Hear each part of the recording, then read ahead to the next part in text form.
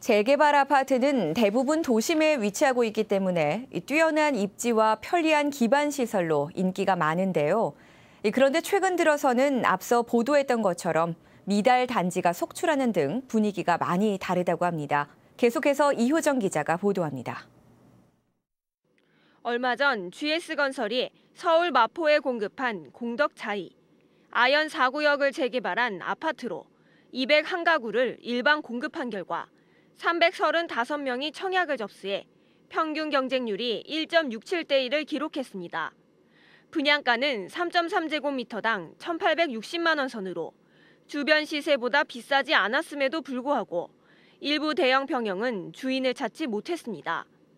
역시 GS건설이 주관사로 참여한 가재울 뉴타운 4구역도 1,500여 가구를 모집했지만 청약 접수자는 절반에 불과했습니다. 올 들어 서울에서 재개발 아파트는 5개 사업장에서 2,200가구 정도가 공급됐지만 청약 경쟁률은 평균 2.28대 1로 수도권 평균 2.73대 1보다도 낮았습니다. 이처럼 예전과 달리 재개발 일반 분양 성적이 좋지 못한 것은 무엇보다 경기 침체에 따른 주택 구매 수요가 줄어든 것도 있지만 분양가나 입지에서 소비자들의 마음을 끌지 못했기 때문이라는 분석입니다.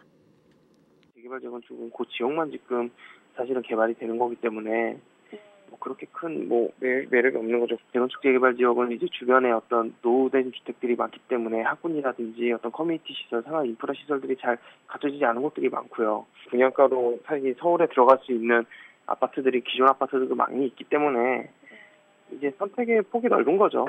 지금처럼 경기가 안 좋을 때는. 미분양이 발생한다고 해도 재개발 아파트는 특성상 건설사가 마음대로 분양가를 내리거나 할인 분양을 할 수도 없습니다. 건설사들이 분양가 할인 대신 발코니를 무료로 확장해주는 등 혜택을 제공하지만 미분양이 좀처럼 줄지 않는 것도 이 때문입니다. 예, 똑같습니다. 그리고 조건이 개선이 됐죠. V자 용적에다 발코니 확장이. 1층이나 2층 같은 경우는 이제 계약 축하금이라고 해가지고 1,000만 원 지원해주는 부분. 연말까지 서울에서 나올 재개발 아파트는 17곳, 13,000가구. 이 가운데 4,600가구 정도가 일반에 분양될 예정이지만 이 같은 상황이 지속된다면 전망은 그리 밝지 않습니다. 신규 분양 시장에서는 주변 시대 수준으로 분양가 수준을 책정했다고 해도 분양 상황이 크게 나아지고 있지 않고 있는데요. 하반기에도 서울에 재개발 물량이 많이 남아있지만 수요자들을 끌어들일 만한 획기적인 고육책이 없는 이상 상황은 크게 나아지지 않을 전망입니다. 도심이라는 뛰어난 입지를 바탕으로 실수요자는 물론 투자자들까지 몰렸던 재개발 아파트. 하지만 지속되는 경기 침체와 분양가라는 발목에 잡히면서 그 입지가 흔들리고 있습니다. RTN 뉴스 이효정입니다.